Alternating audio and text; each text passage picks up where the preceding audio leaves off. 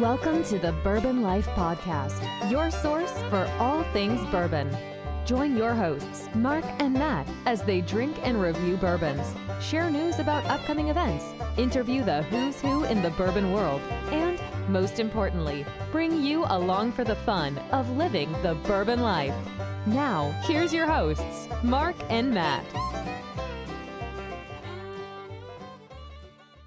All right, everybody, welcome back for another episode of the Bourbon Life Podcast. I'm your host, Mark, and with me here tonight live in the Bourbon Life Studios is my good friend and co-host, Matt. Matt, how you doing down there at the end of the table, man? Mark, I am great. You know, this is like a 2025 trend here. No more computers, no more remote shows for us. We're doing all live or That's nothing. Right. That's right. We finally have live guests with us too tonight. That's this right. Is exciting. We kind of, I've recycled a few shows this year. It's been a little hectic for me, but hey, we're happy to be back. We've kept the crew episodes alive going, and that's been a lot of fun, but we do have some guests in the studio with us tonight, so we're super excited about that.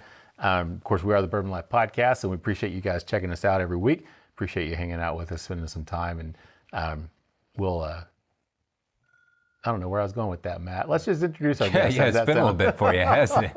You don't know where you're headed. Oh, man. Yeah, I'll just throw it to you and let you introduce our Hey, guests, perfect. That works for me. We've got a couple three-peaters here. Yeah, that's right. Oh, that's right, man. Yeah, you were saying it's been 2 years almost 2 years since we've had them back on the show, so we've got a lot to catch up on, so we'll waste no time getting down to it. But we've got the co-founders of Kentucky Senator Bourbon, Damon Thayer, and Andre Regard. Guys, welcome on back to the show. It's great to be back, guys. I'd feel like it was just yesterday that we were here. I can't believe it's been almost 2 years, but we are really grateful to be on your show, and we appreciate your support of our brand and belief in our vision to grow the Kentucky Senator Bourbon brand, and we've got lots of exciting things to talk to you about tonight. Yeah, for sure. Andre, welcome back, man.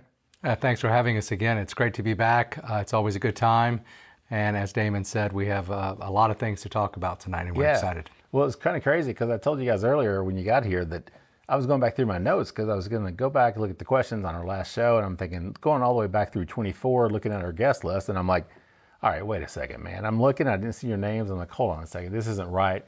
And realized that it was actually August of 24. So it's been almost 2 years. I don't know how that happened, so I'm going to apologize to you guys. Hey, we didn't want to push it last year. We thought, maybe you were getting a little tired of us. So Not we thought, at all, man. We'll just let absence make the heart grow fonder, and hope you ask us back in 25, and you did. So we're just happy to be here. Absolutely, man. So that was my oversight. So I feel bad about that because I feel like I see you guys out and doing stuff. Obviously, get invited to your functions, which I appreciate. We'll talk about some of those later. But yeah, I feel like I see you guys quite often, but for some reason in my mind, it didn't seem like it had been that long since you've been on the show. But welcome back. We're thrilled to have you guys back with us. And let's talk about let's go back.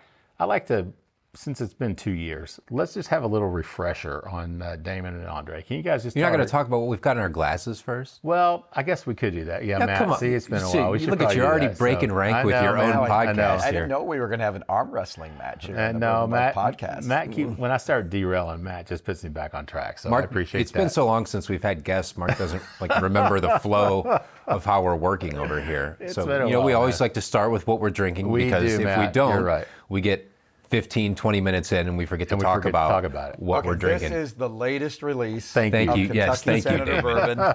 Glad somebody's got the show under control. For the first time since 2021, when we did our first release, we have a spring release. We've only had one release for 3 years in a row. Now we're going to have 2 Kentucky releases this year. This is a new vertical. It is 7.5 years old. It is sourced from a very popular Kentucky distillery. It is, as always, 107 proof, and the mash bill is 75% corn, 21% rye, 4% malted barley. Okay. It is the same mash bill as our last 4 releases that we'll talk about later, but it is from a different distillery, so it is a different flavor profile. And just so everybody knows, we don't own our own distillery. People ask me that all the time. Where's your distillery? I'm like, no. We don't own a distillery. Why would we do that when everyone else has one? Yeah, we've got a lot of great distilling partners. Yep. And we continue to source bourbon until our contract distilled bourbon turns 6 years old. We can talk about that later. But the John Edwards release is named for Kentucky's second U.S. Senator, not the John Edwards from North Carolina, but the OG John Edwards, who was originally from Virginia, like they all were. Right. And he was the second U.S. Senator from Kentucky. He was made U.S. Senator by the Kentucky legislature in June of 1792, on the same day that John Brown was elected or named as Kentucky's first U.S. Senator. Okay. Very since cool. we did John Brown last year, we decided to do a sequential thing and do the second one this year with this release. Now it's funny because there's a guy that does Dad's Drinking Bourbon, or did. They're kind of on a hiatus. Dad's Drinking Bourbon. I don't know if you guys are familiar with that podcast or not, out of Tennessee, but his name is John Edwards. So anytime I post about this bottle, I always get a text message from John. He's like, "Man, thanks for talking about my bourbon, man. I appreciate it." So it's just kind of funny. I wanted to pick up on something that Damon said, because it's important. One of the things that Damon and I have made as part of our business model is, we just finished releases 2 through 5. They were all 2, 3, 4, and 5. They were all from the same source, aged 1 year, so they were vertical. Okay. 6, 7, 8, and 9 years old. Yeah. Which actually, I'm going to spin my camera. There's the bottles. people can see the high bottles. tech there, Mark. I like that. Yeah. Good. Our plan moving forward, jib for the work. most part, not necessarily always, there will always be unicorns that exist, but generally we're focusing on vertical releases. So not only do we focus on, providing great Kentucky bourbon with a little bit of history, we're looking for diversification in what we do. We refer to it as vintage bourbons, in the sense that once we release it and it sells out, it's done.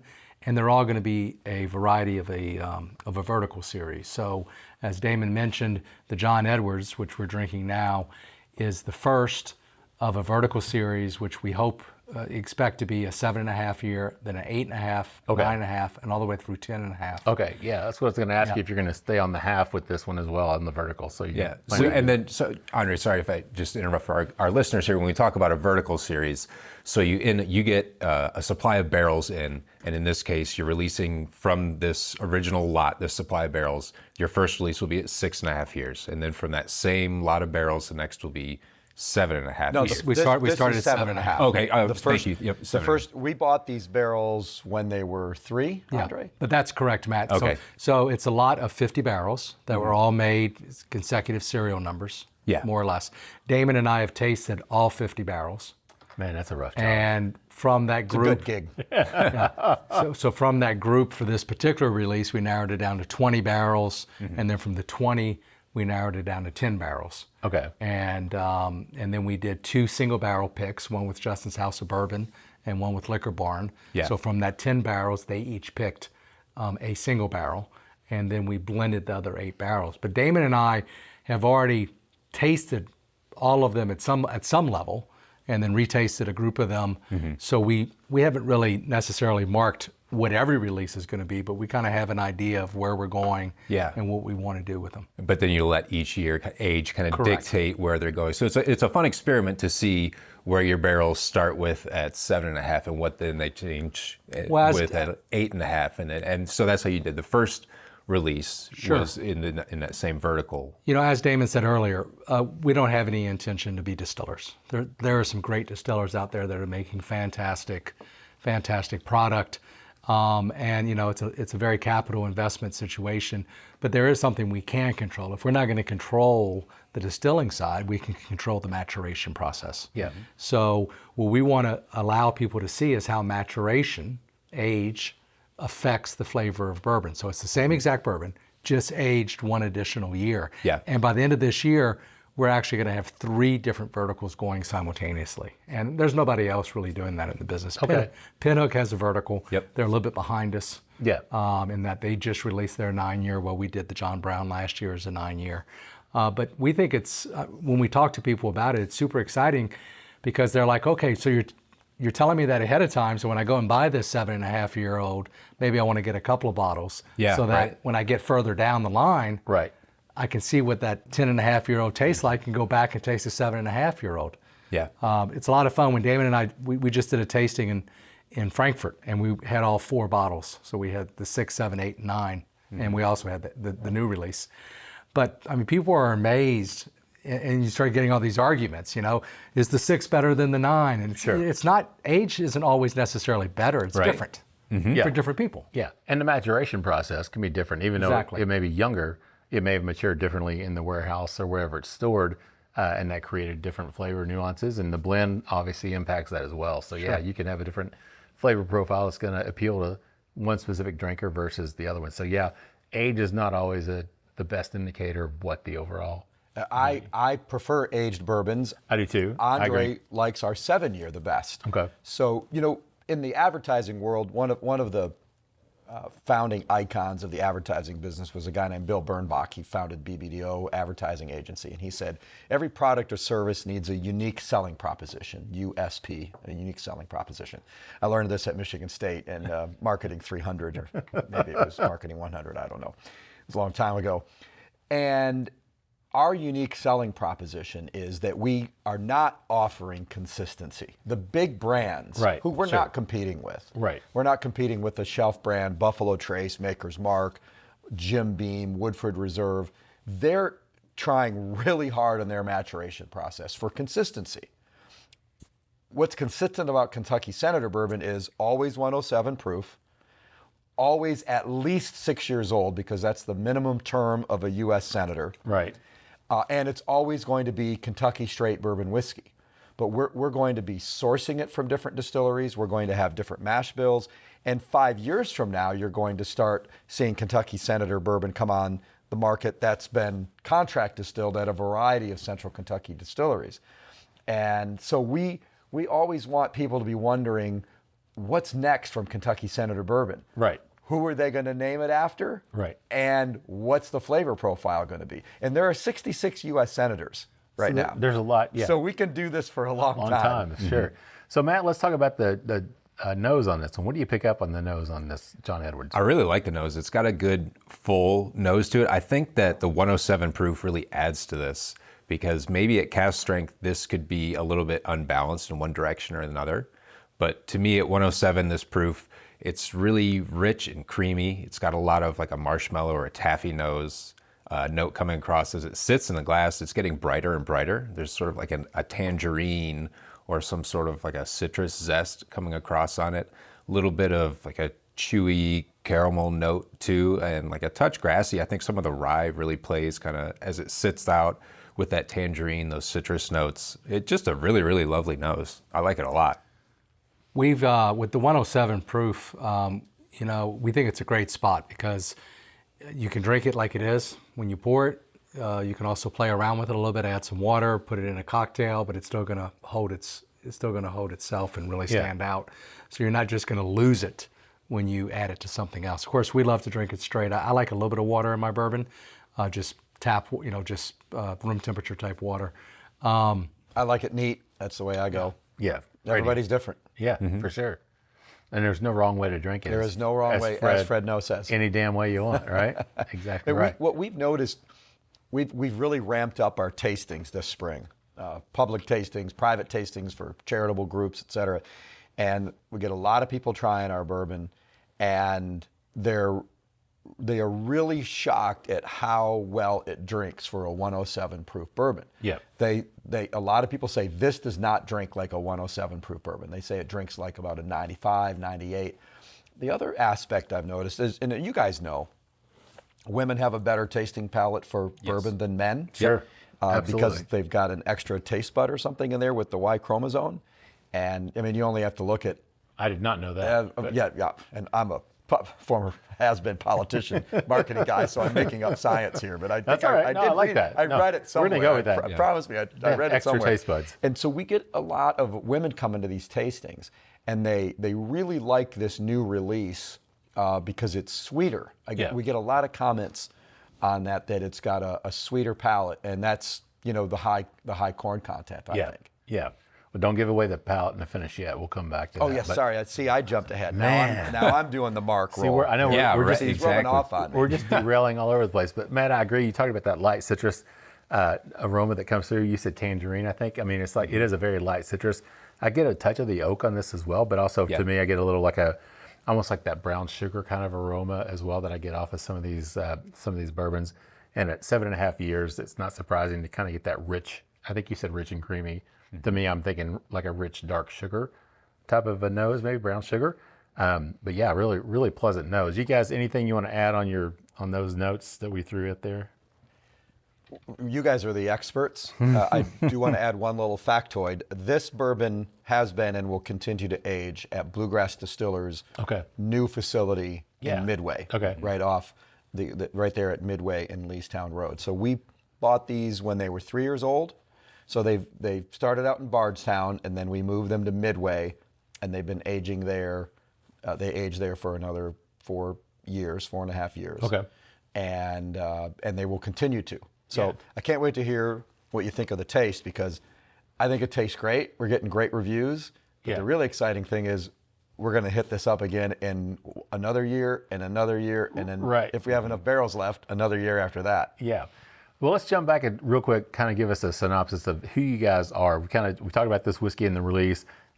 Just kind of a refresher course, Cliff Note version of Andre and Damon for our listeners who are, maybe haven't heard the shows previously, just so they know who you guys are. Sure. So I'm originally from Louisiana, grew up in South Louisiana, moved to Washington, D.C. when I was 18. This is Andre, by the way. Went to Georgetown University, got commissioned in the Navy, spent 5.5 years active duty in the Navy nuclear propulsion program, aircraft carriers and submarines. I always forget that, man. Yeah. I forget that about it. I don't know why, but that's awesome. Working on engine room issues. So not the part that blows up, but the part that makes you go. And then married a lady whose family was in the horse business. So I moved to Kentucky in 1999 to get involved in the horse business, ran a large horse farm for a while, and then opened up a law practice here in Kentucky, and have maintained a law practice since 2008. A lot of equine law, general business law.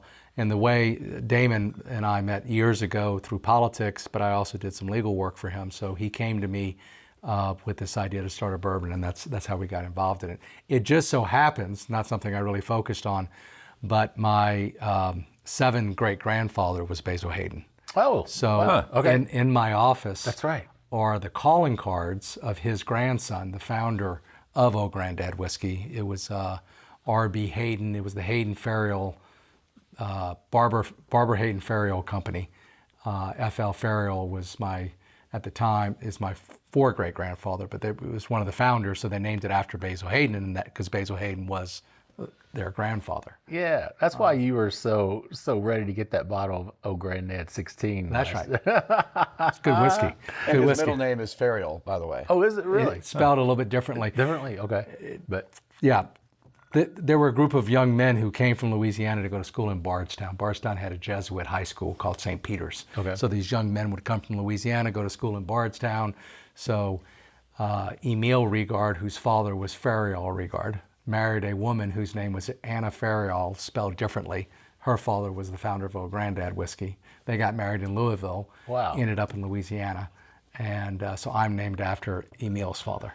What a great story, man. You were destined to be in the bourbon industry, It seems to be. It seems to be. No doubt about it. But Damon and I are kind of avoiding that, our bourbon isn't about finding some dusty recipe in the back of the family Bible.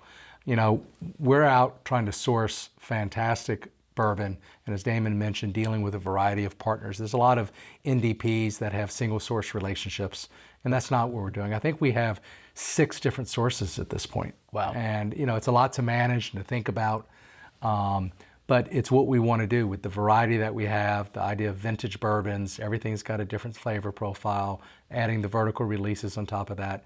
We think it really is going to offer something that's unique and different to the consumer, as Damon said, a unique selling proposition. Very cool. Damon, what about you, man? Well, like the old Johnny Cash song says, I was born in Saginaw, Michigan, but I'm not the son of a Saginaw fisherman. I actually grew up in northern Michigan and went to Michigan State, go green, and I worked my way through Michigan State at an old racetrack in Detroit that's now gone. And my career took me around the country in the horse business. I worked in PR jobs in Cleveland, Baltimore, Washington, and then I moved to Kentucky in 1992 to work at Turfway Park in northern Kentucky. that's where I got involved in local politics and kind of worked my way up and became vice chairman of the Republican Party of Kentucky, and then ran for the state Senate and won in a special election in 2002. By then, I had moved to Georgetown because I'd started a new job in 1999 at the Breeders' Cup here in Lexington. So I've been in Kentucky since 1992. I've been in Central Kentucky since the year 2000. And last year, after 22 years in the state Senate, I made the decision not to run for re-election. Yeah. I was 12 years as majority floor leader, 22 years in the Senate, and I felt like that was enough. And so I did what a lot of people don't do. They get out on top. I had arguably one of the best jobs in Kentucky state government, and I walked away. Yeah. And it was one of the best decisions I've ever made. I wanted to spend more time on this product, this brand. Through my early 40s, I'd never drank bourbon in my life. I'm 57 years old now. But you remember when the legislature started passing a lot of pro-bourbon legislation. Sure. I was on the tip of the spear because even though I didn't drink that much, I agreed with the philosophy of removing artificial barriers to free enterprise. And post-Prohibition, when the 18th Amendment was repealed, Kentucky, every state could pass its own alcohol laws. And Kentucky had some very restrictive laws. And the bourbon boom coincided with us removing a lot of those artificial barriers. And so I made friends in the bourbon industry. I got invited to a lot of groundbreakings and ribbon cuttings at distilleries. And you know what they do then? Yeah. They pass out samples. That's right. Mm-hmm. And I was like, wow, this is pretty good. I was always a kind of a teetotaler. I drank, wimpy Merlot, wimpy Zinfandels and Pinot Grigios and things like that, and maybe a fuzzy navel every now and then. I mean, people used to make fun of me about my really weak-ass drinking habits. Yeah. And then I have a collector's mentality, so I started collecting when you could still find rare bottles of bourbon at liquor stores. I started collecting. And then one day back in 2017, 2018, Senator Jimmy Higdon from Lebanon, who represents about 50% of the world's bourbon aging in his district, brought me this logo, this old logo. And it's this Kentucky Senator logo with an eagle with a branch in its mouth. And I said, wow, that's really cool. And I had this idea after a meeting with Jamie Hill from Pinhook. Yeah. I had actually met with Jamie to talk about investing in his Bourbon Lane horse racing stable. Okay. And we ended up talking more about bourbon and how they name each of their releases after one of their race horses. Sure. And I had this idea of reviving this old brand and naming each release after a U.S. Senator from Kentucky. So I met Andre at the Malone's right here in Hamburg, not far from your house, Mark. Yeah. And I said, hey, because Andre's one of my closest friends and my business lawyer for my consulting business. And I told him the idea and I said, I'm a marketing guy. I don't know all the legal stuff. I need someone to do the legal work. And Andre's looked at me and said, I like the idea. Let's be 50-50 partners. And he said that he would do the legal work and I would do the marketing and we would figure everything else out. Yeah. And here we are. So here we are, because you guys started 2019, right? Your first release was 2020. Our first release was in 21. But it took us 3 years. Okay. We formed the company in 2018. We formed the company in 2018, Okay. maybe late 2017. Got our trademark registered in late February of 2018. You have 3 years to use your trademark. Mm-hmm. So so we went down, we were trying to figure this whole deal out, right? We met with consultants and they all wanted tons of money. We met with people that were barrel brokers, just trying to figure all these little steps out, where do you buy bottles? Where do you buy labels? Who makes them? Yeah. What's all this stuff? And it just all takes longer than you think. And the next thing you know, we're kind of bouncing it. You have 3 years to use the trademark. Yeah. So we were able to source some really good 15-year-old bourbon. In the back of a pickup. That's a story on a previous episode. Yeah. That is a story. Go back and that is how 100% accurate. That is how I got there. Go back and share. Yeah. Go back and listen to the previous episodes, and you'll hear that story of the pickup truck and the 15-year-old bourbon. We sourced it. It was in storage. We had everything set, and we were going to bottle in early February with with a couple of weeks to go, and then that horrible ice storm hit and it set us back 2 weeks, and we ended up getting to market with 1 day to spare. Man, that's crazy. It was pretty nerve-wracking. That's a great story. Yeah, no doubt, no doubt. Matt, let's talk about the palate and the finish because we're at the end of round 1 here, so I want to definitely jump back to that. But thanks you guys for kind of rehashing what you told us. I think we talked about your backgrounds the first show, which was actually I think in 21 or 22. So it's been a while since we've gone through that. So thanks for doing that for our listeners. We're older now, but still running against the wind. To quote a fellow Michigan-bred Bob Seger. Yeah, the Ann Arbor boy. Yeah. Bad town, but good guy. Oh, that's my hometown. Matt's from Ann Arbor. Man. Yeah. Watch what you I'm say. sure other than that, you're a wonderful human being. So Matt, what do you get on the palate and finish on this? So the first sip I got from it, maybe, and the second sip was a little different, but man, it was warm. Yeah. First sip I thought was quite warm, and then it kind of my palate assimilated to it a little bit more. In that 107, it drinks like Damon, you were saying some people say it drinks a little lower. I think you're drinking right on 107. At first I was like, God bless, this is 115 plus. But as it came around to the palate, I think 107, it's perfect. It's full of flavor.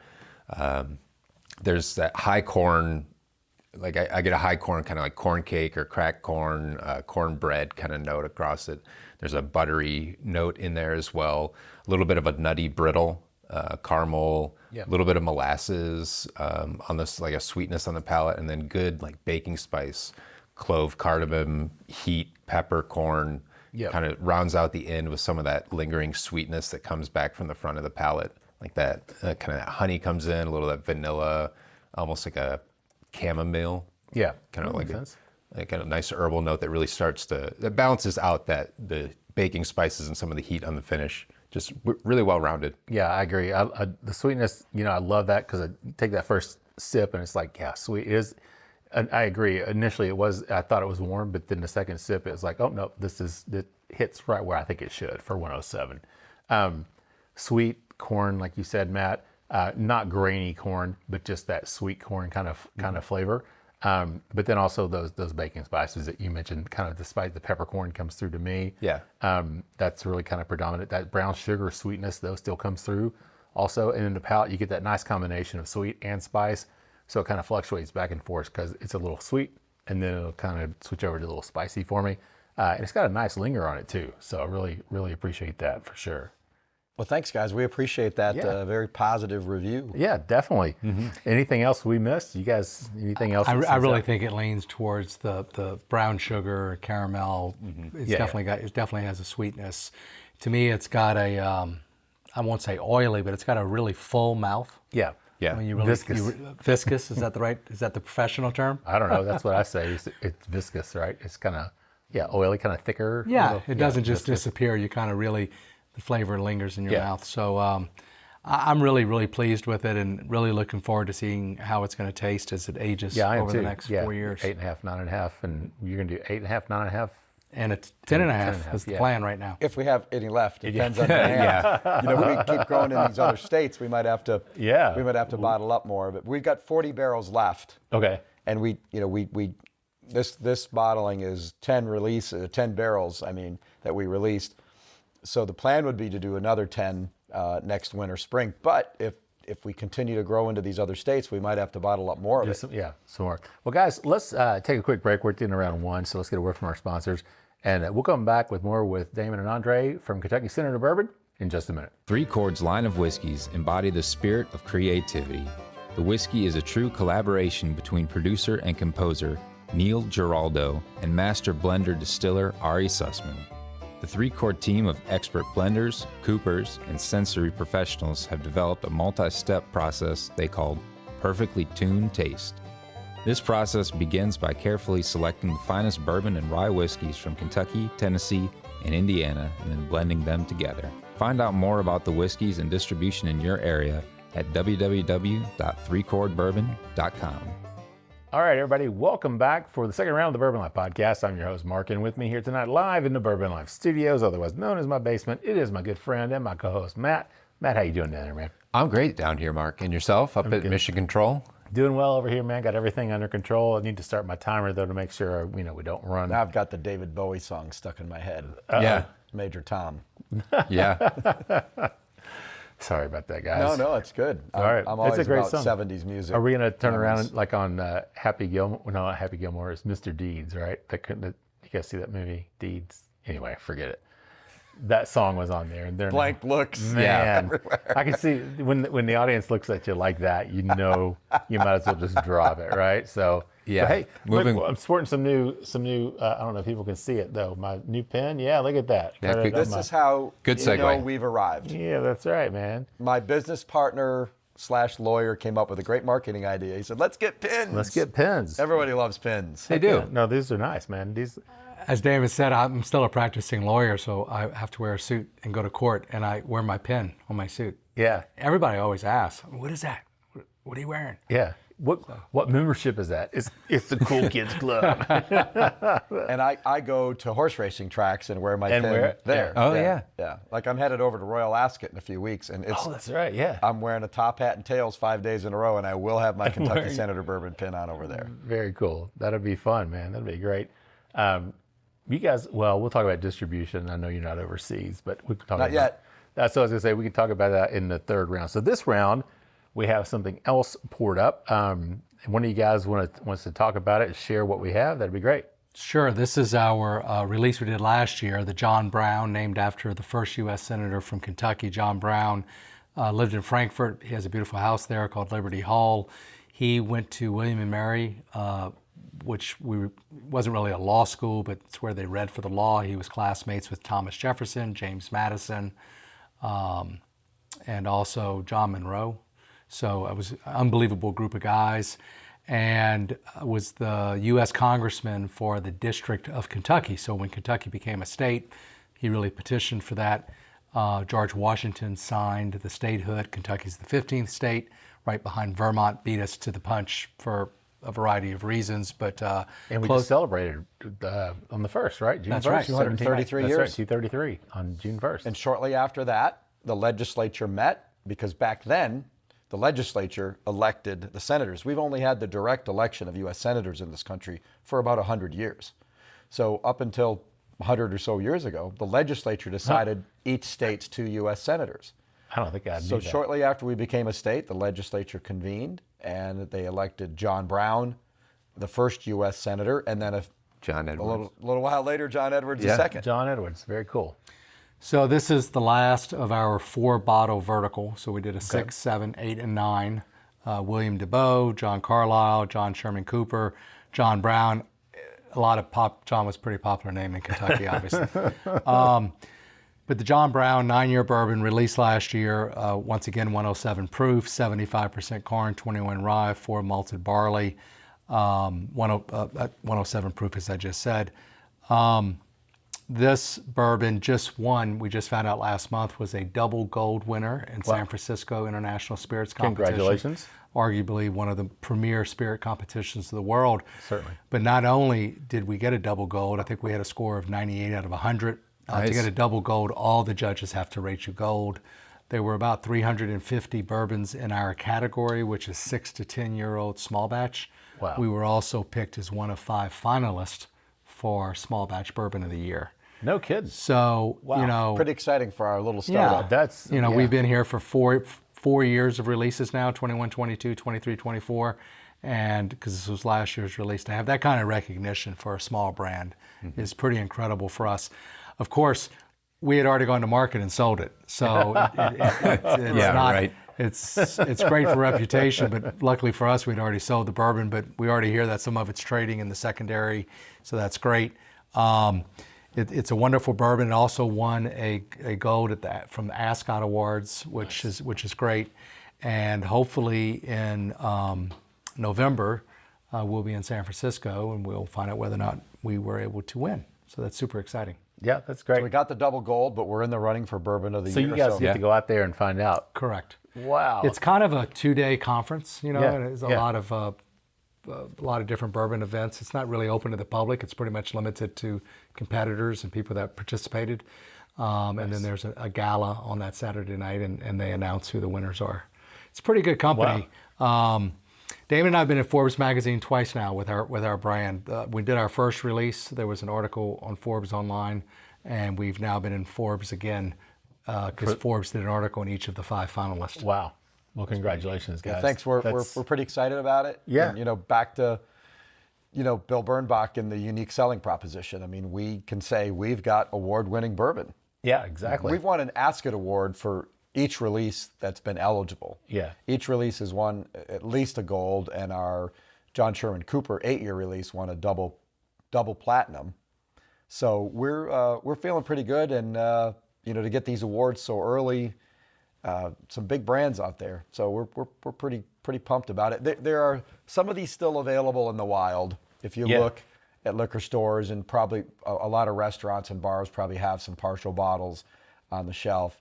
I know that 2 weeks ago, Liquor Barn in Hamburg had some, but I was just over there before I came to your show, and they're gone. They're gone. They're gone. Yeah. They're gone. Yeah. It's amazing how word travels when these awards get out. Oh, it's crazy, right? But maybe I shouldn't have cracked mine. No, I'm just kidding. But no, we appreciate you guys sharing those with us, obviously. One of the things that Damon and I have had a chance to do that we really didn't do much with our first in 21 because of COVID stuff in 22 is participating in a lot more tastings now and events. Of course, we're supporting. We have single barrel partners with Justin's House of Bourbon on our new release, and Liquor Barn. And Liquor Barn's been a partner for all 4 of our releases that were part of this series. So we've done these store events, which are fun. But what's really been fun is going to, like the Frankfurt Bourbon Society or the Lexington Bourbon Society, even a couple of charitable events where we're, they have a little tasting area and there's 1 or 2 bourbons and they kind of highlight what you're doing. It gives you a lot of positive feedback. Mm-hmm. So it's just been great to get out there and, to be able to present yourself as an award-winning bourbon is really, really, really cool. Yeah. You guys just did one, was it the Paddock here in Lexington? Yeah, we did the Paddock Bourbon Club over on Broadway by the Red Mile. We've done Justin's House of Bourbon in Lexington and Louisville. We've done Liquor Barn in Hamburg. We did the Whiskey House in Paris. We did the Hauser over in Frankfurt. We've done a couple of charitable events. We did a bourbon dinner at the Manchester. We've got a bourbon dinner coming up at Holly Hill Inn.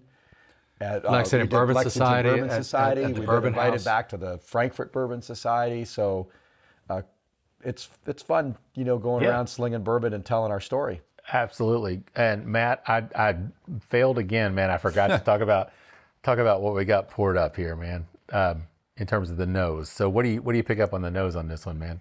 This one is really bright. I get a lot of dried fruit with this one, kind of like brighter dried fruit. There's like apricot, sort of some blackberry, like really sweet, bright citrus, or maybe not citrus, but just bright fruit notes, kind of like a little bit of nondescript orchard fruit in there. Then a good amount of the barrel influence. It's definitely not overly oaked, but there's that good toasted, that good charred, those barrel notes that we all love that kind of bring along the brown sugars and just those like rich caramels and honeys. And 9 years old, 107 proof, 75, 21, and 4, but from a different distillery. I was going to say, different distillery. Kentucky, obviously, but different distillery. So I think it's brighter than I think a 9.5 or would I would think it'd be like a little bit darker, a lot more stone fruit, a lot more barrel influence. But I really like some of the brighter notes on it. Those dried fruits, the like fig, blackberry, apricot notes really make it unique, something different than like heavy barrel influence and cherry tobacco. There's still all those beautiful notes in there as well, but something about this just really stands out. Yeah, the fruitiness, like you're talking about, Matt, it's almost like a blackberry. I get a hint of the cherry as well, though. Mm-hmm.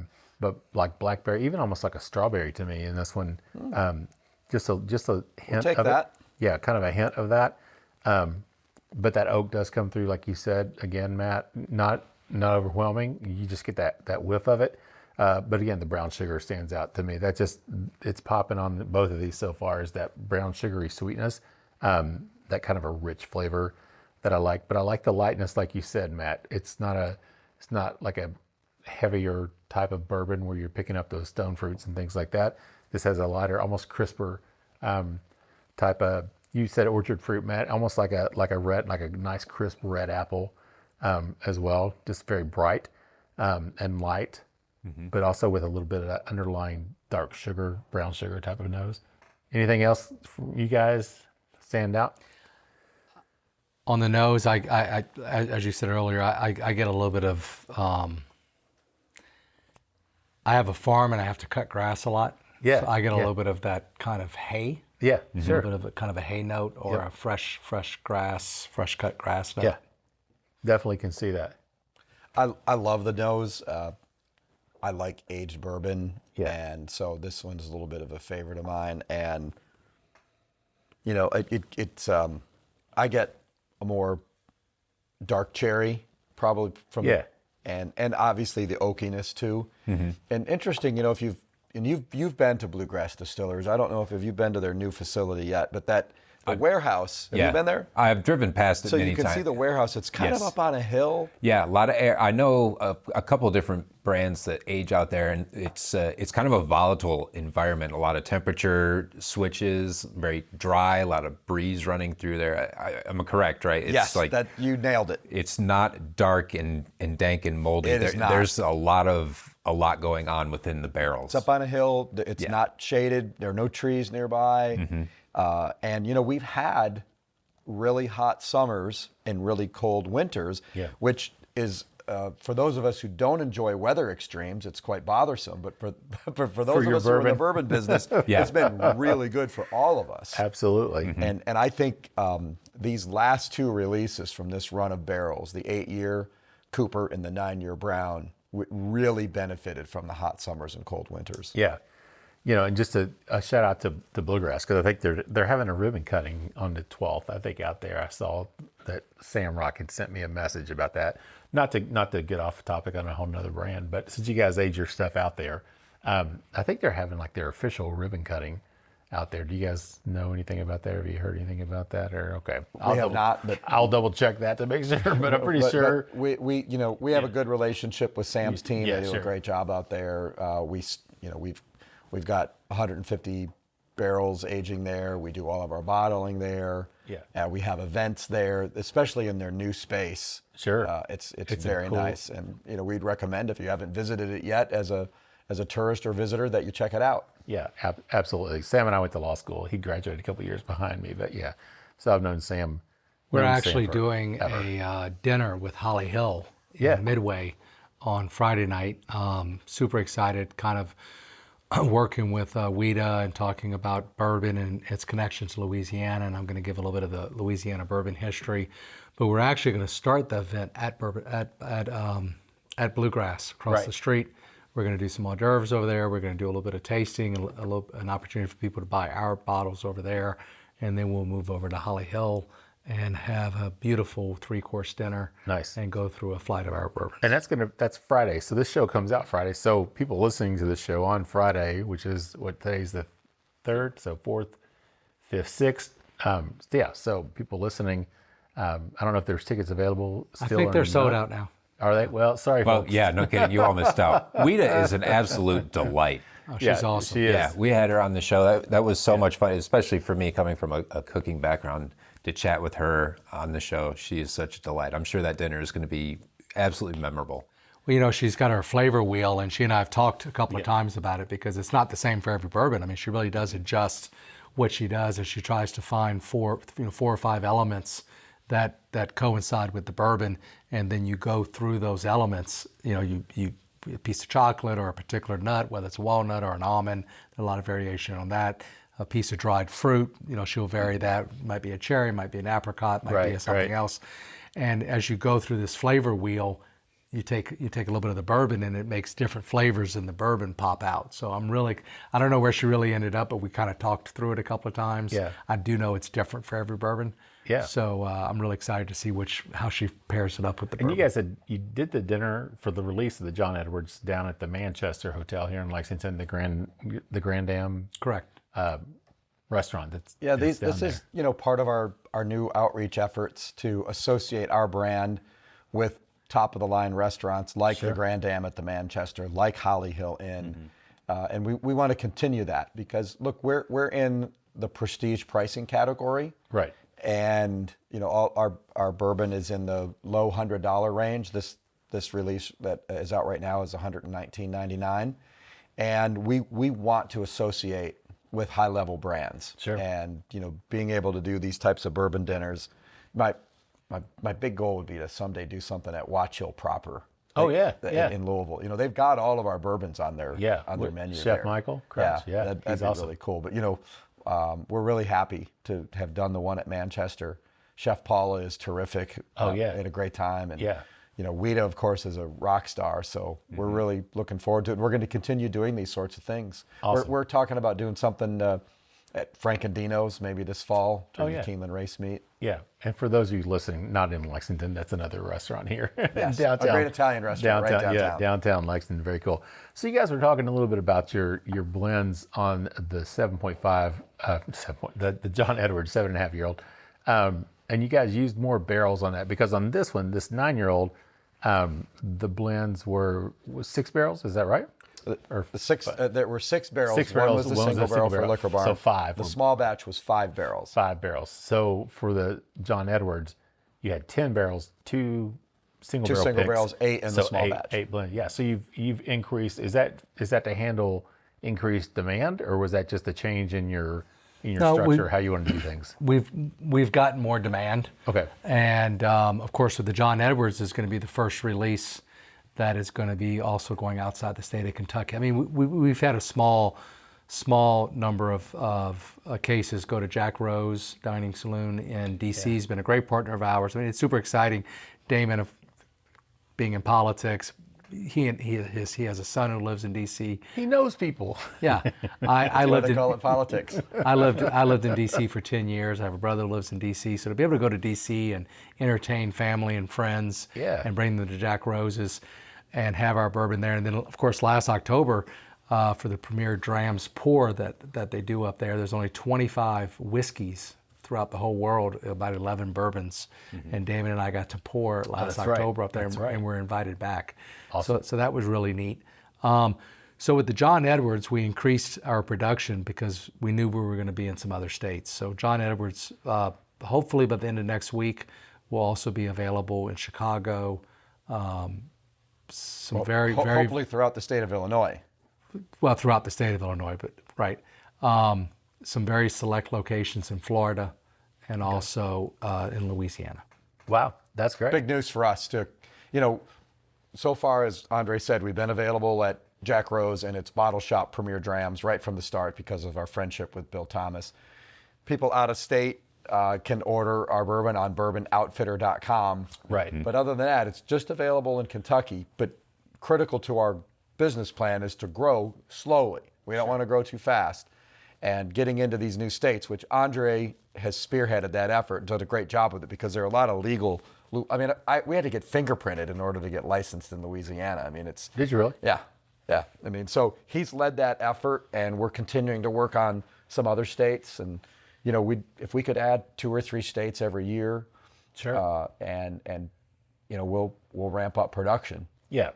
And you guys, and we'll talk some more about that in the third round in terms of your distilling and what you've got going on with that to meet that increased production or increased demand. So yeah, but that kind of stuck out to me when we were talking about the barrel size because I just remembered your first releases were the 5 barrels and you did the barrel pick with Brad. And Brad, he's such a good dude with Liquor Barn. I mean, just such a great guy, right? Brad's been Liquor Barn's been a fantastic partner. Brad has made himself available for in-person barrel picks for all of our releases. The most recent one, unfortunately, for the John Edwards, he was under the weather and he couldn't make it, but we already had everything planned. So we had like 30 people there.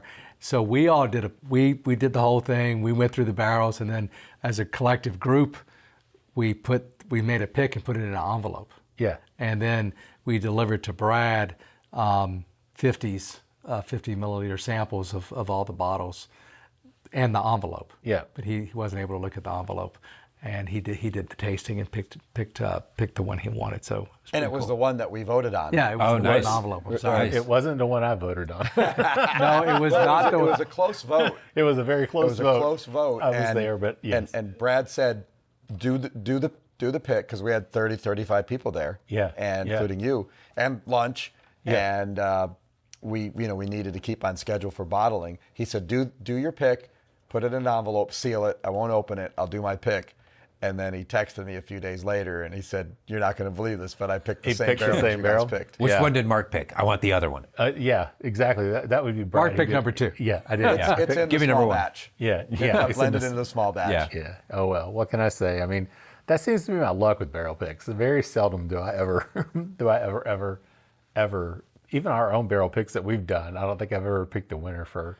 Well, one of the things Damon and I have learned, you get this lot of barrels, and you taste them, and there's some that are wonderful, right? They're Christmas presents. They're Sure. They're great, and you have a number of them are average, and some of them just aren't wonderful. They're bourbon, but they're just not great. You can't segregate it that way. I mean, right. Part of what we have to do as blenders is we have to know. And I'm using blender not in the sense of bourbons from other distilleries, but you're blending. I mean, it's one of the hardest jobs in the world is to have a bourbon that is a flagship bourbon, because you've got to make that flavor the same all the time. Right. But yet you have an input that isn't the same. Right. Most manufacturing has the same input. With bourbon, you have an input that's different every time you open up a barrel. But you really have to think about what you're looking at. And we learned a little bit of this from Brad in doing tastings, where we would taste 6 barrels, and you would have one that was exceptional, and it was no question barrel number 1 was better than everybody else. But barrel number 5 needed a little bit of help. Yeah. And if you take barrel number 1 and you drink it, barrel number 5 is a little bit lost. So you got to sometimes pick your second barrel for your single barrel pick. Yep. Because you've got to use the product you have. You can't just end up with a bunch of bad product, because then you're never going to do anything with it. Yeah. None of it's bad. It's just tastes different. So you gotta be thoughtful. You got to think, what am I going to do with this down the road? These are my really good ones. Maybe these are going to be my single barrels. These over here are going to blend well. What's this going to look like? What's this going to taste like? See, I think Brad blew that strategy, because I picked the second best barrel, and you guys picked the best barrel. But I went into it knowing that was the second best barrel. It was a close vote, Mark. I know, it's it was. Okay. It's going to be okay. That's quite all right. Speaking of which, let's jump back and talk about, because we're at the end of round 2 here. Let's jump back and talk about the palate and the finish on this.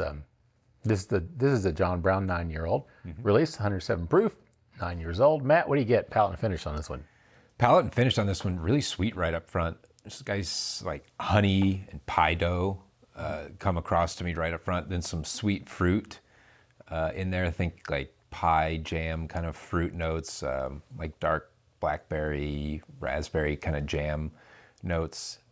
There's a toasted nuttiness, like a pistachio or a pecan kind of comes across to me as well on the palate before the finish kicks in, where that rye spice really shines. There's a good punch of rye, that peppercorn, those baking spices, almost like leads to a ginger.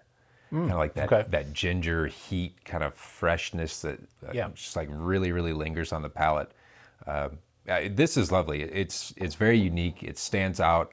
The nose and palate were similar enough that they're unique and lovely in that regard, and in that it's not what I would expect from a 9-year bourbon with like heavy oak, lots of char, good barrel influence. That stuff's there, but there's these little bright flavors, these other underlying notes that really shine through in this that I think really make it spectacular. Yeah, just very sweet on the first taste. I mean, that was something that really stuck out. But then it transitions over into that spiciness, Matt, that you talked about. I get almost like a hint of like an earthiness to this as well. I don't know if that stands out to you guys or not, but there's something I get. It's like an earthy aroma flavor that comes through. A little bit on the finish. It's a very subtle. So I get that sweetness, and then that spiciness really kicks in. To me, this one drinks lower proof than the John Edwards. I agree. I agree. So I don't think this one drinks as, I don't want to say hot, because the John Edwards wasn't hot, but I think you're talking about people talking about that one drinking at like 95 maybe. To me, this one drinks lower than 107. And at 9 years old, I guess maybe it's tamed down a little bit. I don't know. But for me, it does drink a little bit lower than the 107, which is fine. It's an easy drinker. I think you can find yourself in a lot of problems if you because it is so easy to drink. It also stands up really well in a cocktail. I can imagine, because, and especially like something like an old fashioned where you want a nice spiciness. It's 21% rye, right? So it's kind of a well, I guess 21 is considered high rye, but nice spiciness though that really punches through, and I really like that. But that earthiness is kind of, I wasn't expecting that, and it was very subtle, and it dissipates pretty quickly, but it kind of pops in there and then kind of disappears in that sweetness and spiciness. Andre came up with a cocktail last year for this release. Why don't you tell them what the recipe is? So we call it the Kentucky Senator Esquire, right? Yeah. I'm a Because lawyer. he's a lawyer, and I'm a it sounds lawyer. better than the Kentucky Senator PR guy, which is what I am. It sounds great to me. Yeah. So basically, think of your traditional Manhattan. Yeah. But instead of using a sweet vermouth, you want to put a orange liqueur, preferably Grand Marnier. Okay. And otherwise, it's the same portions as your typical Manhattan. Which has. So 2 ounces of whiskey. Yep. Some bitters, and a half ounce of Grand Marnier. Okay. And that's pretty much it. Very nice. I could do that. That'd be devilish with this. It's an It's Esquire. very tasty. Yeah. Very One of the tasty. notes I pick up on this, kind of going to your earthy note, it's almost like a mint. It's Yeah. almost like the kind of mint that you pull out of your garden. Yeah. It's like a peppermint, just a spicy mint, Yeah. not an overly sweet mint, but a spicy mint, and that's what I get. So when you do make like the Esquire with the orange, Yeah. you got the orange liqueur, you got to get this little mint kick in the back. It's kind of a nice mix. I like that. Well, guys, we are at the end of round 2 here, so let's take a quick break, get a word from our sponsors. We'll be back with more with Andre and Damon with Kentucky Senator Bourbon in just a minute. Welcome to the kitchen table at James B. Beam Distilling Company, where every visit is a celebration of tradition and flavor. Did you know that the kitchen table is nestled right within the heart of the distillery? That's right. You can experience the essence of James B. Beam's legacy while savoring their delectable dishes. Join them every Wednesday through Sunday from 11 a.m. to 5 p.m. for a culinary journey like no other. Planning a special event? Let the kitchen table be your host, creating unforgettable memories for you and your guests. And don't miss their upcoming Claremont Supper Club event on June 12th, celebrating National Bourbon Week. For more information and reservations, visit beamdistilling.com. The kitchen table at James B. Beam Distilling Company. Come as a friend, leave as family. All right, everybody, welcome back for the third and final round of the Bourbon Life Podcast. I'm your host, Mark, and with me here tonight, live in the Bourbon Life Studios, it is my good friend and co-host, Matt. Matt, how you doing down there at the end of the table? Mark, I'm great down here. Awesome. How are you? I'm doing good. I kept dodging around the cameras know. and all the microphones to see you down there, man. Too much gizmo. Yeah, Too much what can I say? gizmo on the table. You know what? That's There's what a lot of gizmo here. Yeah. But that's what makes our show top quality. The very best. The very best. Thank That's you very right. much. That's right. And great guest. Actually, it's a great guest. It's not our technology. It's certainly not the host and the It's co-host. not me and Matt. No, there's God not. bless, It's, no. it's not us. Nothing but the very best from the Bourbon Life Podcast. Exactly right. Yes. So, Matt, tell everybody, obviously they know, but tell everybody who we have with us. I forgot to do that second round, didn't I? You Yeah. did. It's all right. We just Man. rolled right through it. Damon and Andre back from Kentucky Senator. We've had them on. This is their third visit to the Bourbon Life Podcast. Three-peat. That's right. And we're happy to have them back for the third round of their third visit to the Bourbon Life Podcast. So this is their 9th round, Yeah. technically. And we're not even tired. Thank you Look at guys. that. So, yeah. We carry our own bags. We're gonna we're gonna have to come up. We talk about this like for our three-time guests. We got to come up with some type of special prize or award or something. I mean, I can agreeing- look around your basement here and come up with a few ideas. Yeah. You got a special award? Yeah. I've got. I an like idea. aged bourbon that Yeah. you can't find very easily in the all- open marketplace. All that's up. All that good stuff's upstairs, man. You know where that is. There's a special shelf upstairs. So. Well, the good stuff's poured up for us right here. Well, right? yeah, that's true. Yeah. So let's talk about what we have poured up. We're going to do 2 in this round. We'll kind of focus on 1, but we're going to kind of finish it off with a special pour at the end. So. Well, we're going to go. Oh no! No, we're going to start with let's yes. go. Let's start with what's coming. So as I mentioned earlier, I'm originally from Louisiana, and as Damon and I have thought about our brand, we mentioned that all of our releases are unique. We're doing verticals. We just started the John Edwards. It's a 7.5-year vertical. It's going to go 7.5, 8.5, 9.5, 10.5. We also wanted to explore what it would look like to go to other states. And being from Louisiana, it's natural that Louisiana would be that first state. I've got some connections down there. So in July, we're going to be released by Kentucky Senator Bourbon will be the Louisiana Senator Bourbon. We're very excited about it. It's a different product than the John Edwards, sourced from a different distillery. It's going to start as an 8-year product. It's going to be the first of a 3-series vertical. So we're going to do an 8, 9, and 10-year bourbon. And what's really exciting for us is Damon and I also had an opportunity to collaborate with Jane Bowie and Denny Potter, who have just stood up Potter Jane Distillery in Springfield. And we're not only collaborating on this bourbon with them, and by collaboration, I mean they're helping us do the blend, but they're also doing some contract distillation for us. So they're being very selective about who they're doing business with, and we're one of 3 contract partners that they have right now. Matter of fact, they just bottled a couple 100 barrels for us yesterday and today. Wow. So we're very excited about the long-term relationship with them. We're very excited about the Louisiana Senator Bourbon. It's the Huey Long. Huey Long is, a legend in Louisiana politics, the founder of the New Deal, arguably, was assassinated as the U.S. Senator from Louisiana after being a 2-term governor, assassinated in the state capitol. So this is the Huey Long, the Kingfish. We're going to be working with a distributor as Uncorked. We're also going to be doing a single barrel release with BXL Bourbon. I think they call themselves BXL Bourbon Society. It's a bourbon club. So it's just going to be awesome. Released at 107, of course. Also, our single barrel that we're doing is going to be the first time we do one at cask strength. So the single barrel is going to be cask strength. Okay. The small batch will be 107. It'll be a single barrel, and then a 5-barrel blend.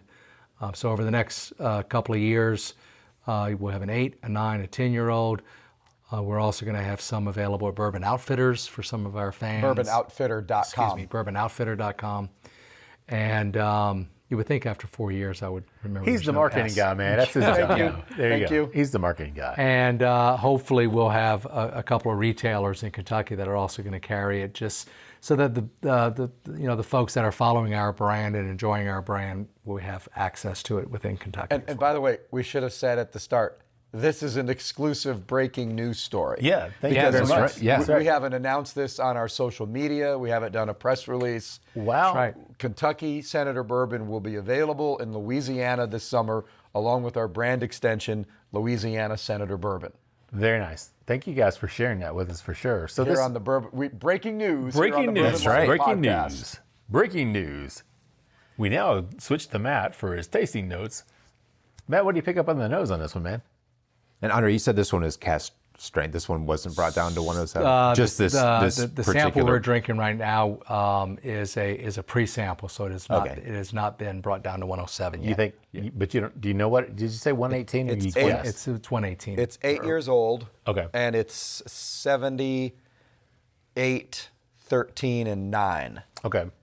78% corn, 13% rye, and 9% malted barley. Okay. It's very similar to the mash bill from our first release, which we're going to talk about later. Yes.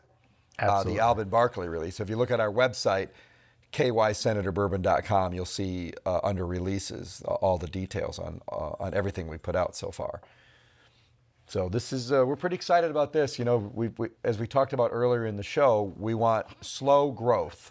Right. But we have to have growth, obviously, for our company to prosper on behalf of our investors.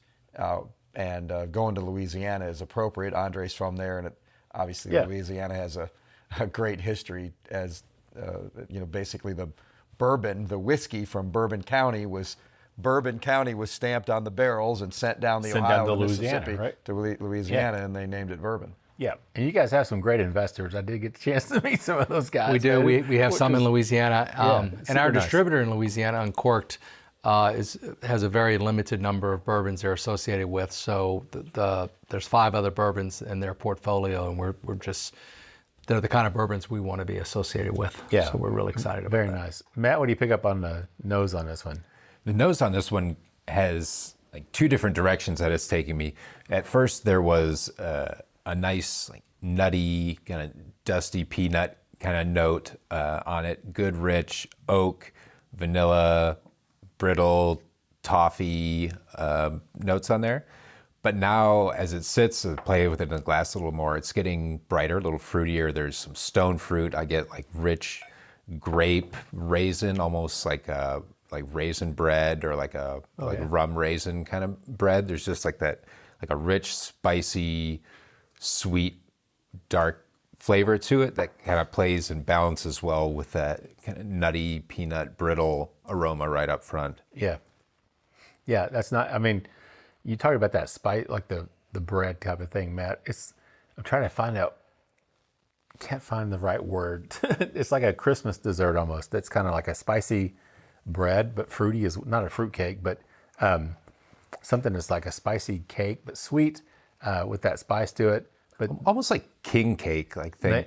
Maybe. Oh, like, that's good. I like that. Yeah, like, like you know, nice what we're talking Louisiana, but it kind of is. It sort of has like that confectioner's sweetness, but then there's like that little bit here's of. the bottle I'm putting in front of the camera. Yeah, that's great. Nice. So Huey Long, a lot of people don't realize Huey Long personally took it upon himself to change everything about LSU. He had all the music rewritten. He redid all of the buildings. He redesigned the whole campus.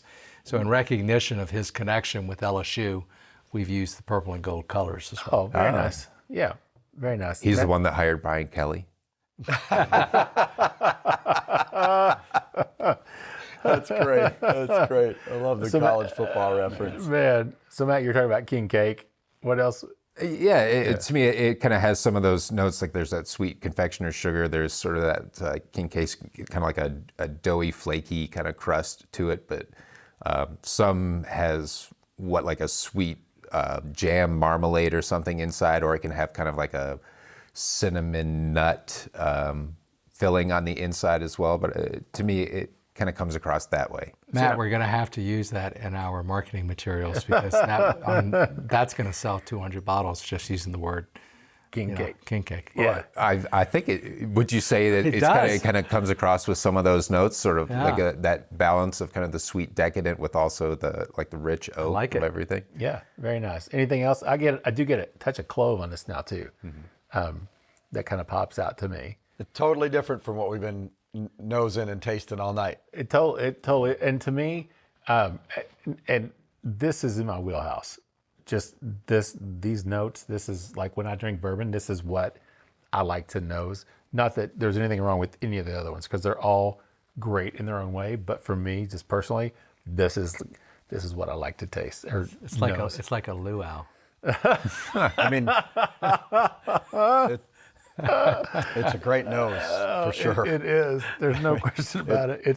It's kind of like a luau. Very familiar notes for Mark. Oh my gosh, yeah, no doubt about that. Thank you, Jane Bowie, for helping us on this blend.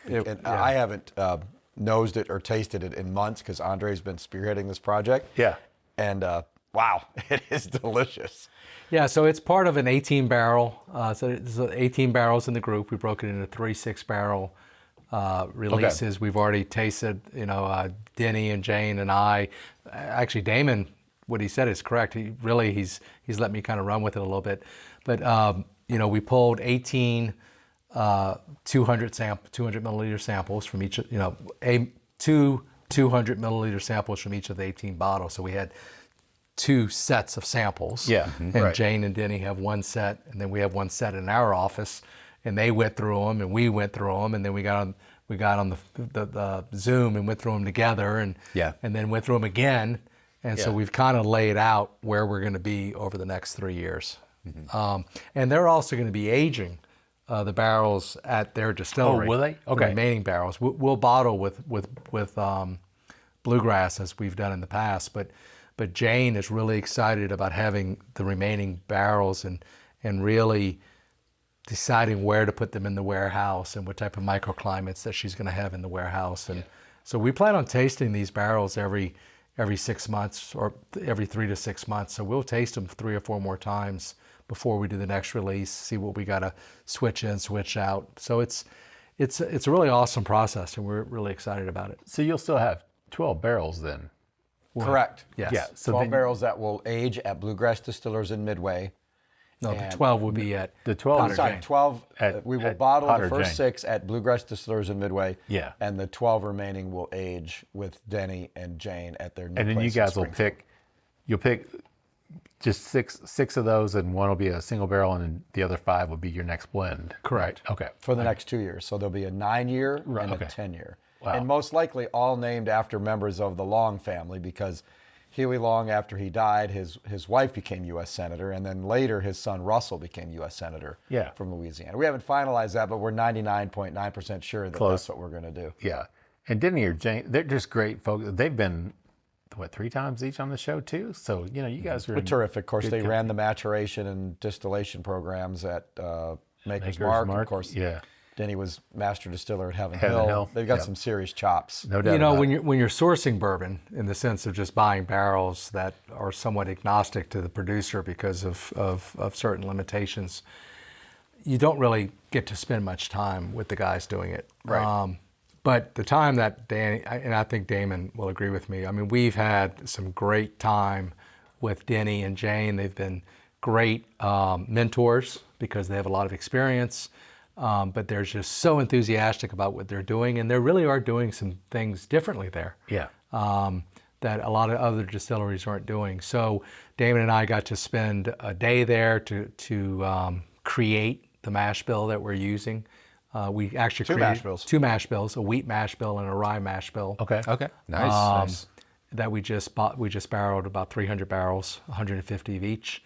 And, we certainly intend to expand. It's a lot of bourbon. That's a lot of For bourbon. us, that's a lot of bourbon. Well, sure it is. I mean, when you're talking about doing 5-barrel blends, and now you're talking about 150 plus. By the end of next week, we'll have 699 barrels aging at 5 different distilleries. Man. Yeah, and it's part of our model. Like we said earlier, we want to offer great Kentucky bourbon. We have senators from Northern Kentucky, Eastern Kentucky, Western Kentucky, Central Kentucky, and to the extent that we can collaborate with distilleries in those areas and source from those areas, we want to be collaborative. We don't want to be secretive. We want people to know who we're dealing with. Sure. And we want to show that that we can release great product. But Jane and Denny, I mean, they're fun to be around. We also have a great distillery dog that Denny rescued. His name is Yuri. Yeah, Yuri's awesome. Yuri is an amazing pit bull who's the kindest, sweetest soul. Okay. He's the coolest distillery dog I've ever met. I have not been down there since September of last year. They were waiting on the column still to get delivered. Actually, I saw it pull in, and then we headed over to the Bourbon Festival. We were down there, yeah. So I haven't been down there since then. I need to go back and visit and check things out. So, but yeah, I'm super excited for them just because they are, like you said, they're such super nice folks. I mean, well, you go and you're dealing, you're there at the fermenter, you're there at the still, you're there at the cooker with them. Yeah. And you're talking about what's going on, and like I mentioned earlier, they're using a lot more barley than most because they're trying to stay as pure as possible. Maybe not the exact right phrase, but they're just doing some throwback techniques that are really going to create some interesting flavor profiles. So they're using more barley for the fermentation process? No enzymes. No enzymes. So they're relying on that a higher barley content. Yeah, I was going to say that. Yeah. But they're also adding more water to their fermenters, which allows more flavor profile, but then it costs more to distill it because you got to get rid of more water, right? So there's a lot of steps that are more costly, but we all hope to produce a better product.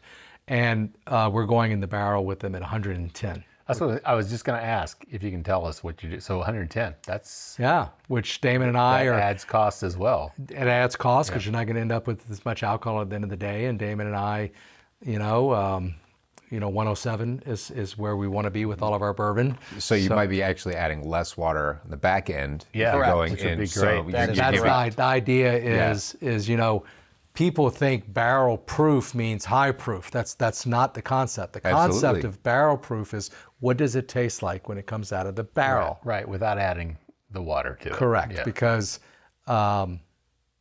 if we want to be at 107 and we come out at 108, we're basically probably going to come out at a barrel proof or pretty darn close. Yeah. So water added. That'll be cool. That'll be If awesome. we come out at 107, we're slapping a sticker on there that also says barrel proof. Oh yeah.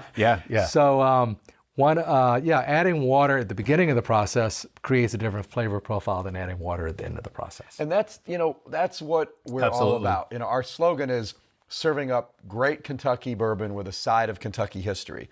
The history, of course, is the Senators. Each bottle tells a story. But the great Kentucky bourbon is we are working these collaborations with multiple distilleries, multiple distillers to come up with a variety of flavor profiles. So people are always wondering, what's coming next from Kentucky Senator? Yeah. Who are they going to name it after? And what's the flavor profile going to be? And what distillery is it going to come from? Yeah. And we're going to be very transparent. And we've got bottles aging right now at Whiskey Thief, Castle and Key, and now Potter Jane that we have contract distilled with the teams at these various places. And when our first batch from Whiskey Thief comes of age in about 5 years, we're going to be very transparent that this was distilled at Whiskey Thief, at Castle and Key, at Potter Jane. So you basically you have enough barrels, you hope, at this point to get you through sourced, to get you through those years, to get to the point where you Correct. hope. You hope. That's correct. We're always going to stay active in the sourcing market. I mean, there's a place for that. Sure. Not to go into too much depth, there's other brand extensions we want to do. We've talked about down the road doing a rye, doing an American whiskey. An American whiskey might be a governor series. A rye could be a congressional or representative series. If we come across some opportunities to acquire some really good bourbon or particularly good aged bourbon or something that just really special bottles, maybe there's a presidential series down the road. Those would be more one-offs, right? Right. This is a nice 12-year product we have, and let's do a Ronald Reagan. This is, so Damon and I are thinking ahead. We're thinking about how do we grow our brand. Our brand is Kentucky Senator Bourbon. Maybe one day we'll have a flagship brand, a shelf brand. But otherwise, what are our brand extensions? Other states, whether it's Louisiana, Texas, Georgia, other types of whiskeys, rye, American whiskey, or light whiskey, and then what other things can we do? So, I mean, we're really excited about it. I mean, there's a lot of opportunity out there. Well, I like the way you guys you're taking your time. You didn't jump in and say, hey, we're going to come in here and squeeze it for all we can and try to make a buck as fast as we can. I mean, you're obviously businessmen. You're in it. But you're passionate about it. You're obviously trying to make money because it's a business. But at the same time, you're doing it in a very thorough and detailed Well, we're playing the long game. Sure, which is great. We're playing the long game, and our investors know that. Andre and I still own a majority of the company, and we get to make the decisions. It's just the two of us. We don't have to go to anybody else to make decisions. We very rarely disagree. We understand each other's strengths, and the way we run the company is basically plays to our strengths. And our investors are patient, and we've gotten some very good advice from some people along the way not to grow too fast. Yeah, which is solid advice. I mean, it's obviously paying off. You guys are putting out great products. You're winning awards with it, and you've got a long-term vision in place, which is great. Matt, let's jump back to the palate. Yeah, because we got two to do here. Well, yeah, I was going to say we're going to jump over to that next one here. We can be a little more concise on that one. I just wanted to have it as a comparison to this one. But yeah, what do you get on the palate and finish? Now, this is the Louisiana Senator 8-year bourbon that's going to be released in Louisiana in July. Correct. Breaking news. Good and spicy, nice and bold right up front. I'm surprised you said this was 13% rye? 78, 13, 9. 78, 13, Yes, 9. that's correct. Spicy. The rye really shines through. I was expecting a little bit more corn, but I think the corn plays its role in adding backbone, and the rye spice really brings the heat. There's that good cinnamon, those baking spice notes come across, a little bit of a nutty note to it as well, a rich vanilla, kind of a toffee nougat type flavor. Nougat. I also get more of the malted barley on this one too. There's somewhat of like a milk chocolate, almost a little like rich blueberry or a fruity berry kind of on the end. And I did put just a touch of water in it as well. bring us down a little bit closer to that 107 possibly. And it opened up the nose a little bit. And also I think it drinks really nice. It still drinks nice and spicy and bold, but some of those subtle flavors also come out with just a little touch of that water in it. Yeah, I drank mine, Matt, so I couldn't add any water. But so did I. I can't add. I really can't add no water. Like I said, I haven't tasted it in a while, and man, these folks in Louisiana, they got something coming their way. Let me tell you, I definitely am going to have to get several bottles of this because that is absolutely delicious, guys. I can't add anything more to what Matt said. He covered it all. It plays well with the other two that we did in the different rounds and the different verticals because it's all Kentucky distillate, Kentucky bourbon, but they're very different. And it's the fun experiment in it is seeing and what you all are doing with the vertical, like, let's watch how our barrels progress through time, but having completely different mash bills, distilleries doing each one. It's been a fun experiment tonight to taste through the different distilleries because each one for maybe a similar age, definitely the same proof, similar barrel size, they're all very different. They have different characteristics, and it's a really fun experiment to taste through everything. A couple of things real quick. I just want to be clear that because the Edwards was the 7.5 year. This is not the same as the Edwards. It's different. Because some people are like, well, is that just... No, it's 6 months later. 8 years old, different mash bill. Different mash bill, different mash distillery. And I just also want to be clear, it is Kentucky bourbon. So some people were like, well, who in Louisiana is making bourbon? We're like, no, it's always going to be Kentucky straight bourbon. Yeah. It's always going to be at least 107 proof. It's always going to be 6 years old, at least. Let's hear what you got there, David. You're like chomping at the bit, and I am too. I'm ready. I thought a great way to end your show would be to go back to where we started. Exactly right. And I brought from my personal collection a very rare, now hard to find in the wild bottle of our first release. Wow. That's awesome, man. Can the folks see it there? Yes, absolutely. This is our first release from the winter of 2021. 15-year-old Alben Barkley, 107 proof.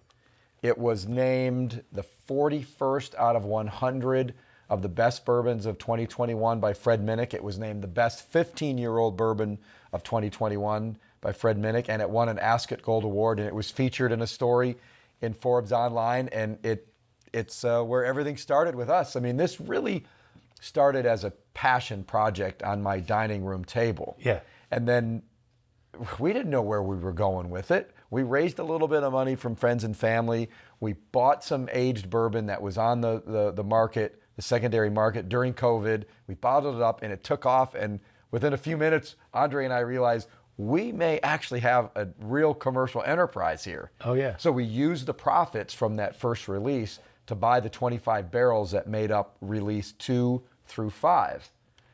And here we are, and you can't find this really anywhere. And the bourbon that the John Edwards series also came from that, parlayed off that same deal.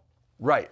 Yeah. That's right. We used the profits to buy. Yes, that's right. Everything we have now we use from the profits from this right here. I mean, that's a great story. So everything we've had tonight is because of Alben Barkley. Yeah. And we named it after a Democrat who was for prohibition and against gambling, and we're Republicans who are for bourbon and horse racing. That shows you how cheeky we are. So I remember when Damon and I, because Damon and I had to help Bluegrass do the bottling.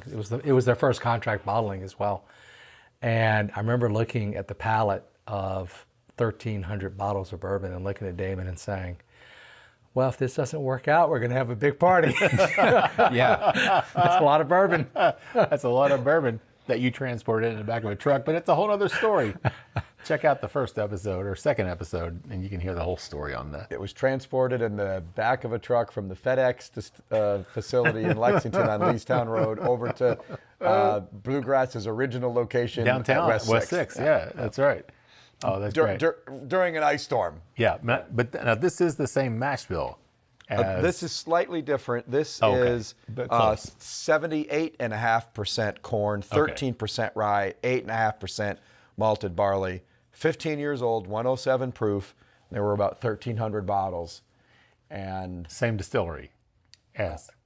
Same distillery as the Louisiana Senator. Yes, right. Coming Yes, out this that's summer. what I mean. That's so that's why we're drinking it, because it is the same distiller. I mean, and do you want us to tell you where our bourbon came from? We can tell you all. Can we say that, Counselor? Not for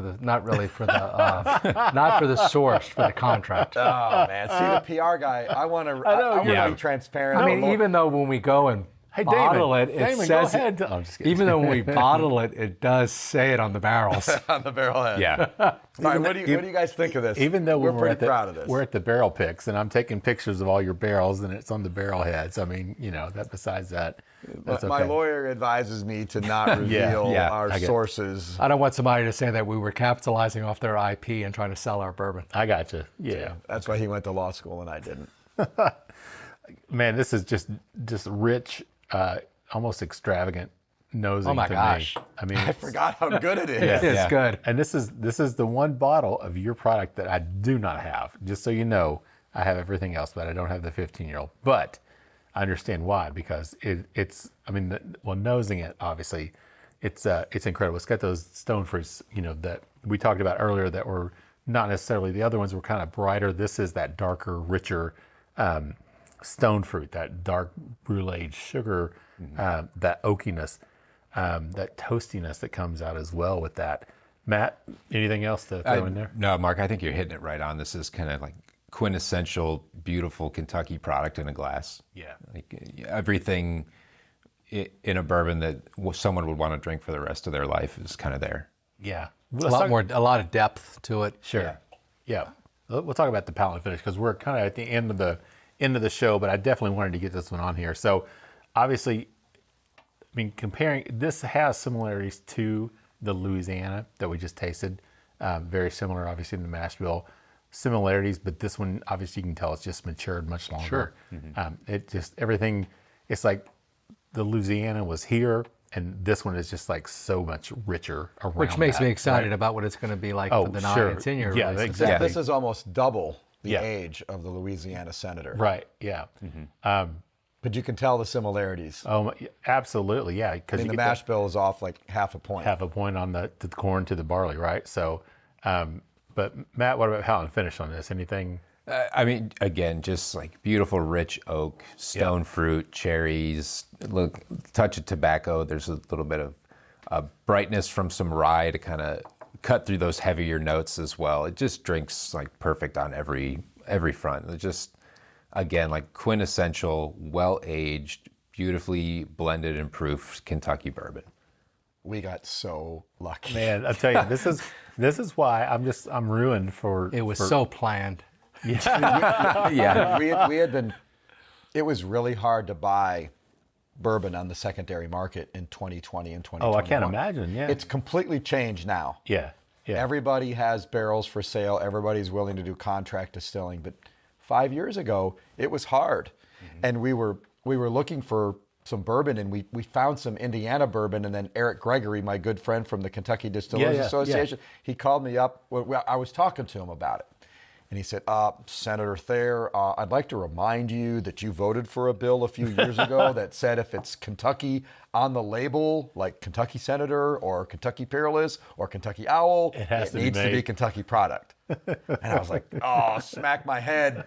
We found this great juice from MGP. Yeah. And we couldn't use it. So we, like a year's worth of negotiations and talk out the window. But it taught us an important lesson. Number one, I voted on lots of bills that I don't remember what they did at the time. And number two, always talk to experts in the business and get their opinion. Before you make those decisions, right? Well, you guys made a winner on this one for sure. So, and thanks for bringing this. I really appreciate this one for sure, because it's we thought you've been so supportive of our brand right from the start, and your listeners have learned a lot about our brand and our bourbon. So we thought a great way to end the show would be to bring our 15-year-old launch from just a little over 4 years ago, because this is how it all began right here. Absolutely. Like I said, it funded the purchase of barrels that we're bottling right now. I mean, this 15-year-old, this kind of stuff ruins me for other bourbons, right? It's like I don't want to drink anything less than 15 years old now. I haven't had it in a while. It's really good. Oh, it's amazing, man. So yeah, all the bottles that I had were drained years ago. So I mean, I literally pulled this. This is a dusty bottle that I pulled out of my collection. Nice. And It's funny because you see things every once in a while pop up like, oh, somebody has an original Macintosh computer. Yeah, It's $1 million. And you're like, how does that happen? I can tell you how it happens. Yeah. I don't have any of our 15-year-old bourbon. Well, guys, we're at the end of the show, but before we wrap it up, so we talked about distribution, talked about where things are available, but if you want to remind everybody again where they can find your stuff. the current release, the 7.5-year-old John Edwards release, is available nationwide at bourbonoutfitter.com. Those are the guys at Justin's House of Bourbon. If shipping to your state is legal, you can buy it at bourbonoutfitter.com. Okay. There are a few of the small batch left. The rest of it is the Justin's House of Bourbon single barrel pick at bourbonoutfitter.com. In Washington, D.C., it's available at Jack Rose Dining Saloon and its companion bottle shop, Premier Drams, over there in Adams Morgan in Washington, D.C. Here in Kentucky, it's distributed throughout the Commonwealth by Kentucky Eagle. It's available at Liquor Barn, Justin's House of Bourbon, the Paddock Bourbon Club here in Lexington. Let's see, Frank and Dino's has a bunch of it. Okay. The Hauser has some, a lot of the Kroger's in Frankfurt, and really liquor stores throughout the state. And if they don't have it, ask for Kentucky Senator Bourbon, distributed by Kentucky Eagle. Right. And they can get it. They can get it. Or you can just call Damon and I, and we'll come and give you a private tasting. One of the cool things is Damon and I found out about all these like secret bars that exist behind other bars and behind liquor stores. And it's really kind of cool. We go to these tastings, and they're like, I don't know about it. go through the maintenance door in the back, or open up the door that says AC. I have no idea what he's talking about. Yeah, we're going to have to go off camera on this one, and you're going to have to fill me in on this one. So, guys, where can people get more information in general about the brand? kysenatorbourbon.com, and we're also on Twitter or X, Facebook and Instagram, and we'd appreciate a follow. We're continuing to try to put out good social media content. Sure. We're hiring a marketing intern from UK to help us on our social media because I'm a 57-year-old guy doing social media. We want to have someone younger take a crack at it. Hey, we're going to give a shout out to Amy McGee, who is my office manager, who has been a rock star about helping us do investor relations and influencer relations. So she's really done a great job helping us out. Awesome. Yeah. Unfortunately for Andre's law practice, she's been spending too much time on Kentucky Senator. So we're hiring an intern so we can have some redundancies in the business. Andre, the Supreme Court's on the phone. They said you had a brief that was due yesterday. I did file too today. Did you really? Yeah. Jeez, nice. All right, guys. Final thoughts before we wrap it up. Who wants to go? We really appreciate the Bourbon Life supporting our brand and getting our information out. You guys are always invited to our events because we think that's a great way to help you spread the word about our brand. And we just want people to know we are all about serving up great Kentucky bourbon with a side of Kentucky history. There are a lot of brands out there. We're in the super premium prestige pricing. We know that we're sometimes a little bit expensive, but we're worth it. Yeah. It's aged bourbon at 107 proof. And it always tells a great story, and we're very discerning about what we put in the bottle behind this brand. And so far, so good. Everything we put out so far that's been eligible for an award has won an award. That's awesome. And I would add, just be mindful that all of our releases that we're doing currently are all a vertical series. So if you like the bourbon, get a couple of bottles so that when you get the releases over the next 2 or 3 years, you can go back, taste it, see how maturation affects flavor. And we just think it's a great business model, and we're really excited about that. Yeah. Matt, final thoughts before we wrap it up? Guys, it's really been great. I'm sorry it's taken Mark 2 years to pin you all down again. Man. Lay it on the guilt again. Yeah. Seriously. But it's been worth the wait. It really has. And to go through some of the vertical and see what all you all have been up to and see where you're headed in the future. And I didn't realize until, Damon, you were just saying at the end that all of this was possible really because of that first release. As I look across the table, we've got, 7 bottles out here, and it all became from that first one. That what are we going to do with all these? And suddenly your 1,300 bottles become a whole 6 other verticals here and many more to come. So it's really exciting. It's great to see success. I know you all have worked really hard at it, and it's great, just really great drinking bourbon. I hadn't thought about that with a good story behind it. 6, it's like a Bible story. 6 barrels have become 700 barrels. We're Catholic, so we can say that. This bottle begat this bottle. That bottle begat that bottle. No, I'm not going through Genesis. This one bottle financed our first round of expansion. It kind of studded out, if you will. In the industry. Excellent. Alben, Abraham, Barkley. Well, guys, thanks so much for joining us. Thanks for coming to the house, hanging out with us here in the Bourbon Life Studios. Always appreciate it. Always great to see you guys. Love hanging out with you. Love spending time. Thanks for all the invites to your events. Love hanging out with you guys with your things that you're doing. People obviously are excited about what you're doing as well, and they always come out and support you guys. And we love supporting you guys and love the fact that you're dedicated to it. You're focused on it. You're not in it just to hit it and get some money and get out of it. Long-term, vision. So I appreciate that, and just appreciate our friendship. So thank you guys very much, of course. And thanks for bringing that 15-year-old. I have to say again, thanks so much, because it's been a hot minute since I've had that. Same for us as well. Yeah. So thank you for sharing that, man. That's good. I'll pay you back when we're off camera with some other pours that I've got here. Maybe we can make up for that. So. But yeah, thank you guys very much. Thank you. Really appreciate it. So yeah, we are the Bourbon Life Podcast. Thank you guys for hanging out with us, whatever time of day it is. Like Matt always says, morning, noon, or night, whenever it is you get your Bourbon Life fix. We appreciate you spending some time with us. You can find us on Instagram and Facebook at The Bourbon Life. You can email us at thebourbonlife@gmail.com. We also have the private Facebook group called The Bourbon Lifers. Feel free to join us in there. We'd love to have you join us and have some fun conversations in there. Also, don't forget our good buddy Mike, Big Chief, who does the Whiskey Trip podcast. That comes out every Tuesday under our umbrella. So give him a like and a follow as well on Instagram and Facebook as the Whiskey Trip. With that said, I'm going to wrap it up. Send us home with our tagline, which is, may your glasses always be full, and may you keep on living the Bourbon Life. Thank you for joining us for this week's episode of the Bourbon Life Podcast. Our mission at the Bourbon Life is simple: to share our passion for all things bourbon with you every week. And we'd really love to hear your thoughts on how we're doing. You can find us on Instagram and Facebook at The Bourbon Life. You can also contact us by email at thebourbonlife@gmail.com. And you can always find us on your favorite podcast platform. If you have a moment, we'd love it if you would rate us and give us a review. So until next week, we hope your glass is always full and that you keep on living the Bourbon Life.